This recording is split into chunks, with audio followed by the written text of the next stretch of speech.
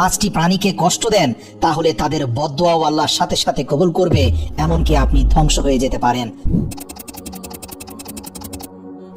হযরত সুলাইমান আলাইহিস সালাম প্রাণীদের ভাষা বুঝতেন। তিনি যে কোনো প্রাণীর সাথে কথা বলতে পারতেন। পবিত্র কোরআনে আল্লাহ তাআলা বলেন, সুলাইমান শুনতে পেল পিঁপড়াদের রানী কি বলেছিল। সেই সুলাইমান আলাইহিস সালাম পাঁচটি প্রাণীর সাথে কথা বলেছেন, তাদের সম্পর্কে জানতে পেরেছেন, এবং তিনি বলেছেন এই পাঁচটি প্রাণীর দোয়া আল্লাহর সাথে সাথে কবুল করেন, এমনকি এদের বদদোয়াও আল্লাহ কবুল করেন। আপনার চারপাশে থাকা এই পাঁচটি প্রাণী সম্পর্কে বিস্তারিত জানতে তথ্যবহুল ভিডিওটি শেষ পর্যন্ত দেখুন। একবার হযরত সুলাইমান আলাইহিস সালামের নিকট খবর এলো এক ব্যক্তি একটি কুকুরকে বিষ খাইয়ে মেরে ফেলেছে। খবর পেয়ে হযরত সুলাইমান আলাইহিস সালাম তৎক্ষণাৎ সেই ব্যক্তির বাড়িতে হাজির হলেন। যখন সেই ব্যক্তি পুরো বিশ্বের সকল মানব দানবের বাদশাহ আল্লাহর প্রেরিত নবী হযরত সুলাইমান আলাইহিস সালামকে নিজের ঘরে দেখতে পেলেন, তখন সেই ব্যক্তি অত্যন্ত আনন্দিত হলেন এবং হযরত সুলাইমান আলাইহিস সালামের খেদমতে ব্যস্ত হয়ে গেলেন। উল্লেখ্য, হযরত সুলাইমান আলাইহিস সালাম পৃথিবীর সবচেয়ে প্রভাবশালী এবং শক্তিশালী বাদশা ছিলেন, যাকে সাধারণ মানুষ দেখে কখনো ভয় পেত না, শুধুমাত্র অপরাধীরাই ভয় পেত, কেননা হযরত সুলাইমান আলাইহিস সালাম ছিলেন ন্যায় বিচারক। কিন্তু এর আগে পৃথিবীর বুকে যত বড় বাদশা ছিল, এদেরকে দেখে সাধারণ মানুষ ভয় পেত। তো সেই ব্যক্তি আল্লাহর নবী হযরত সুলাইমান আলাইহিস সালামকে বলল, হে আল্লাহর নবী, আপনি কেন কষ্ট করে আমার বাড়িতে আসতে গেলেন? আপনি আমাকে হুকুম করতেন, আমি নিজে আপনার বাড়িতে হাজির হতাম। হযরত সুলাইমান আলাইহিস সালাম সেই ব্যক্তিকে বলল, তুমি তোমার পুরো গ্রামবাসীকে এখানে ডেকে জড়ো করো। আমি তোমাকে একটি কথা বলতে চাই, যদি আমার কথার উপর আমল করতে পারো, তাহলে তোমার পরবর্তী বংশধর অভিশাপের হাত থেকে বেঁচে যাবে। যদি তুমি আমার কথার উপর আমল না করো, তাহলে তুমি এবং তোমার পরবর্তী বংশধর ক্ষতিগ্রস্ত হয়ে যেতে পারো আল্লাহর অভিশাপে। অতঃপর সেই ব্যক্তি পুরো গ্রামবাসীকে জমা করলো। যখন সবাই জড়ো হলো, তখন হযরত সুলাইমান আলাইহিস সালাম বললেন, পাঁচটি এমন জানোয়ার এবং পাখি রয়েছে, আল্লাহ তাআলা এদের দোয়া এবং বদদোয়ার সঙ্গে সঙ্গে কবুল করেন। যদি কোনোভাবে অন্যায়ভাবে তুমি এদের গায়ে হাত তোলো, কষ্ট দাও, ব্যথা দাও, হত্যা করো, তাহলে এদের বদদোয়া আল্লাহ পাক সাথে সাথে কবুল করবেন, তুমি শেষ হয়ে যেতে পারো। এছাড়াও এই পাঁচটি প্রাণীকে যদি তুমি সন্তুষ্ট করতে পারো, এদের দোয়াও কিন্তু আল্লাহ কবুল করবেন, এবং এর বিনিময়ে অনেক মানুষ, এমনকি পাপাচারীরাও জান্নাতবাসী হয়ে গিয়েছে। এক নম্বরে হযরত সুলাইমান আলাইহিস সালাম বলেন, কবুতর হচ্ছে এমন একটি প্রাণী যে কিনা পৃথিবীর বুকে থাকা অন্য সকল প্রাণীর চেয়ে নবীদেরকে বেশি মহব্বত করে, এবং অন্যান্য পাখিদের তুলনায় কবুতর আল্লাহ তাআলার ইবাদত এবং জিকির সবচেয়ে বেশি করে। বলা হয়ে থাকে, কবুতর যতক্ষণ জাগ্রত থাকে সর্বদা আল্লাহ আল্লাহ জিকির করে, দিন রাত আল্লাহ তাআলার ইবাদতে মশগুল থাকে। কবুতর অন্যান্য পাখিদের তুলনায় সবচেয়ে দীর্ঘ সময় উড়তে পারে। কবুতর আকাশের অনেক উঁচুতে উঠতে পারে। এমনকি যখন কোনো ঈগল পাখি কবুতরকে ধরার জন্য তাড়া করে, তখন কবুতর ঈগলকে ছাড়িয়ে আকাশের আরো অনেক উঁচুতে উঠে যায়, যতটা উচ্চতায় ঈগলও উঠতে পারে না। এভাবে কবুতর নিজেকে ঈগলের হাত থেকে বাঁচাতে সফল হয়। আর কবুতর মনে করে যে আমি যতটা উপরে উঠতে পারবো, আল্লাহ তাআলার ততই কাছে পৌঁছাতে পারবো। অলৌকিকভাবে আল্লাহ পাকও এই পাখিকে সবচেয়ে উঁচুতে ওড়ার ক্ষমতা দিয়েছেন। দুই নম্বরে হচ্ছে হযরত সুলাইমান আলাইহিস সালাম বেড়ালের কথা উল্লেখ করেন। হযরত সুলাইমান আলাইহিস সালাম বলেন, আমি অনেক ফরেজগার এবং আল্লাহ ভীরু মানুষকে দেখেছি, যারা আল্লাহ তাআলার স্মরণে, ইবাদতে নিজেদের দিন এবং রাত্রি অতিবাহিত করত, কিন্তু আল্লাহ তাআলা এই ব্যক্তিদের দোয়াও ততটা দ্রুত কবুল করেন না যতটা দ্রুত আল্লাহ তাআলা বেড়ালের দোয়া কবুল করেন। বেড়ালের দোয়া এবং বদদোয়া খুব দ্রুত কবুল হয়ে যায়। বেড়ালের দোয়ার প্রচন্ড প্রভাব রয়েছে। বেড়াল যার জন্য দোয়া করে সে খুব দ্রুত সফল হয়ে যায়। পাশাপাশি বেড়ালের বদদোয়াও অনেক খারাপ হয়ে থাকে। বেড়াল যাকে বদদোয়া করবে, সেই ব্যক্তি দুনিয়া এবং আখিরাতে বরবাদ হয়ে যাবে। আল্লাহ রাসূল সাল্লাল্লাহু আলাইহি সাল্লামের একটি বিখ্যাত হাদিস রয়েছে। আল্লাহ রাসূল সাল্লাল্লাহু আলাইহি সাল্লাম বলেন, আমি এক মহিলাকে জাহান্নামের আগুনে মেরাজের রাত্রিতে জ্বলতে দেখেছি। সেই মহিলা একটি বেড়ালকে তার ঘরের মধ্যে এমন ভাবে বেঁধে রেখেছিল যে তাকে কোনো খাবার বা পানীয় দেয়নি, আর বেড়ালটিকে ছেড়েও দেয়নি যে সে নিজেই নিজের খাবার সংগ্রহ করতে পারে। অতঃপর এভাবে ক্ষুধা যন্ত্রণার কষ্ট দিয়ে, তৃষ্ণার কষ্ট দিয়ে সে বেড়ালটিকে হত্যা করে, এবং সেই ব্যক্তির যাবতীয় সকল আমল আল্লাহ তাআলা নষ্ট করে দেন। অভিশপ্ত অবস্থায় সে জাহান্নামে প্রবেশ করে। এরপর হযরত সুলাইমান আলাইহিস সালাম বলেন, চড়ুই হচ্ছে এমন একটি পাখি যাকে আল্লাহ তাআলা অনেক পছন্দ করেন, এবং হযরত সুলাইমান আলাইহিস সালাম চড়ুই পাখির তিনটি বৈশিষ্ট্য বর্ণনা করেছেন। সর্বপ্রথম, চড়ুই পাখি যখন সকাল ভোরে ঘুম থেকে উঠে, তখন সবার আগে আল্লাহ তাআলার নামের জিকির করে। দুই নম্বরে, চড়ুই অত্যন্ত নিষ্পাপ একটি পাখি, এদের মধ্যে কোনো চতুরতা পাওয়া যায় না। তিন নম্বরে, চড়ুই পাখি আল্লাহ তাআলার উপর সবচেয়ে বেশি ভরসা করে।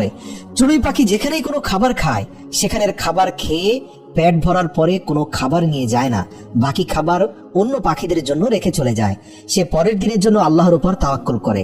সে বিশ্বাস করে যে আল্লাহ তাআলা তাকে পরের দিনও একইভাবে রিজিক দিবেন।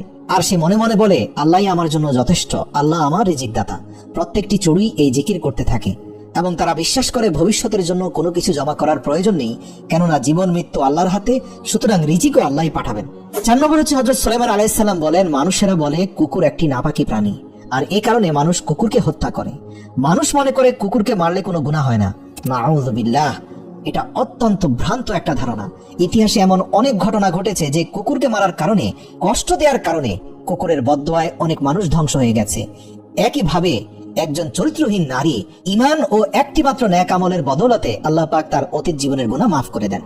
কোরআনুল কারিমেও কুকুরের ব্যাপারে বর্ণনা রয়েছে। কোরআনুল কারিমে সূরা কাহাফের মধ্যে আসহাবে কাহাফের সেই যুবকদের সঙ্গী এক কুকুরের কথা আল্লাহ বর্ণনা করেছেন, যে কুকুরটি আল্লাহ তাআলার সেই নেক বান্দাদের প্রতি মহব্বত থাকার কারণে জান্নাতে যাবে। সুবহানাল্লাহ। কিন্তু প্রিয় দর্শক, আমাদের মনে রাখতে হবে রাসূল সাল্লাল্লাহু আলাইহি সাল্লাম কুকুরকে ঘরের ভিতরে প্রবেশ করাতে নিষেধ করেছেন। অনেকে মনে করেন কুকুর পালন করা হারাম, আসলে ব্যাপারটা তা নয়। কুকুরকে আপনি ঘরে স্থান দিতে পারবেন না, আপনার সন্তানদের সাথে তারা চলাফেরা করতে পারবে না, কিন্তু আপনি ঘর বাড়ি, আবাসস্থল, কৃষি ক্ষেত খামার পাহারার জন্য কুকুর পালন করতে পারবেন, এটা জায়েজ রয়েছে। কেননা কুকুর প্রভুভক্ত এবং বিশ্বস্ত প্রাণী। যেহেতু কুকুরের মুখের লালা নাপাক, তাই কোনোভাবে কুকুরকে নিজের বসবাসের ঘরে স্থান দেওয়া যাবে না। এর আরেকটি কারণ, কুকুর ঘেউ ঘেউ করলে ঘরে রহমতের ফেরেশতা প্রবেশ করতে পারে না। কুকুর পালনের সীমারেখা সম্পর্কে না জানার কারণে কুকুর সম্পর্কে আমাদের অনেক ভ্রান্ত ধারণা রয়েছে।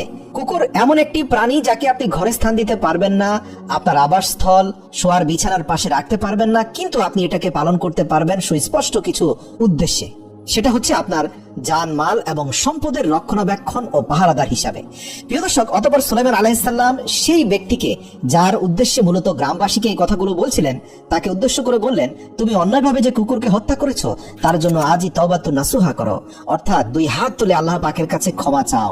যদি তুমি ক্ষমা না চাও তাহলে অবশ্যই তুমি অভিশপ্ত হবে নিষ্পাপ একটি প্রাণকে হত্যা করার কারণে। এরপর হযরত সুলাইমান আলাইহিস সালাম বলেন, 5 নম্বর প্রাণীটি হচ্ছে পিঁপড়া। এটিকে সামান্য ক্ষুদ্র প্রাণী মনে করো না তোমরা।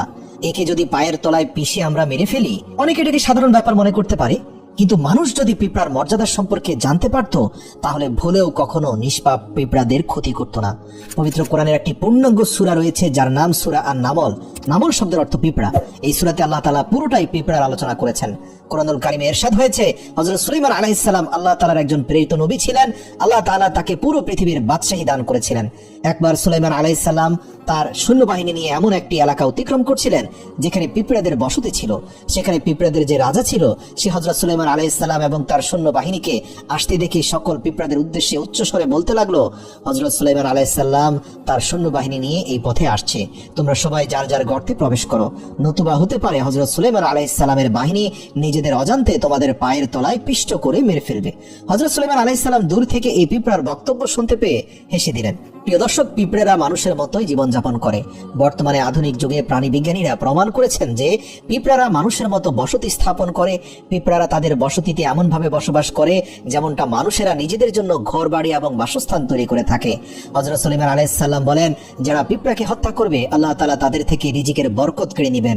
যদি মানুষের নিজের অজান্তে পিঁপড়া তাদের পায়ের তলায় এসে পিষ্ট হয়ে যায় তবে তার জন্য কোনো গুনাহ হবে না, কিন্তু কোনো অবস্থাতে জেনে বুঝে ইচ্ছাকৃতভাবে কোনো পিঁপড়া যদি আপনার ক্ষতি না করে অথবা সেটা যদি বিষাক্ত না হয় তাহলে তাকে পিষ্ট করে মারা উচিত নয়। যদি কেউ এমনটি করে তাহলে তার রিজিক নষ্ট হয়ে যাবে। আর যদি কোনো খাবার আপনার হাত থেকে মাটিতে পড়ে যায় তাহলে সেই খাবার যদি পিঁপড়ারা এসে খায় অথবা আপনি ইচ্ছে করে যদি পিঁপড়াদেরকে কোনো খাবার দিয়ে দেন, এতে করে পিঁপড়ারা আপনার জন্য দোয়া করবে।